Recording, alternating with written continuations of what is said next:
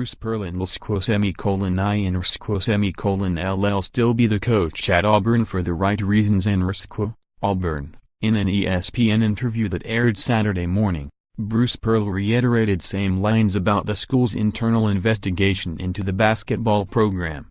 In a sit-down interview with ESPN's Jeff Goodman for the College Gameday preview show, Pearl was asked about the September 26 arrest of then-former Auburn assistant Chuck Person. Person would be later indicted on multiple felony counts and fired months later. According to the FBI complaint against Person, part of the $91,500 allegedly received by one of Auburn's all-time leader in scoring includes Person saying on camera to uncover agents' bribes that he paid bribes of $11,000 and $7,500 to family members of Austin Wiley and Danjel Purifoy in order to steer them toward financial advisors. Person also allowed for meetings to take place between the mothers of the players and the people Person was working with in the alleged scheme. Because we still have an ongoing investigation, I can't really comment on that, Pearl said when asked what he knew about Person's actions. Other than the fact that we're working through the process. And I'm confident that when it's all said and done, we'll get through it and I'll still be the coach at Auburn for the right reasons.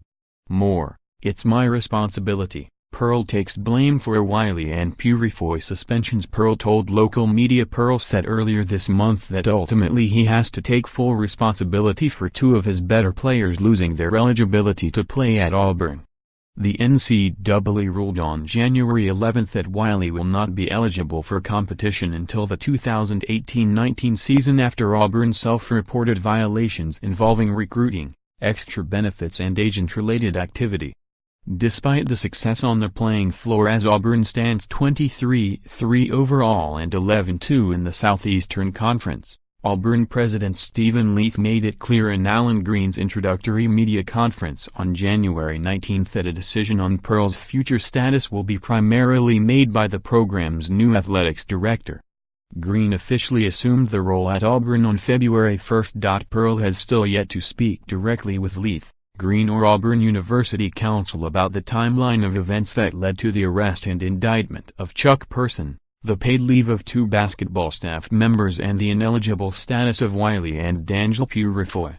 Clearly, Bruce knows that my expectation is that sooner or later he's going to have to come in and talk to me and others on campus about what's going on in the program, Leath said.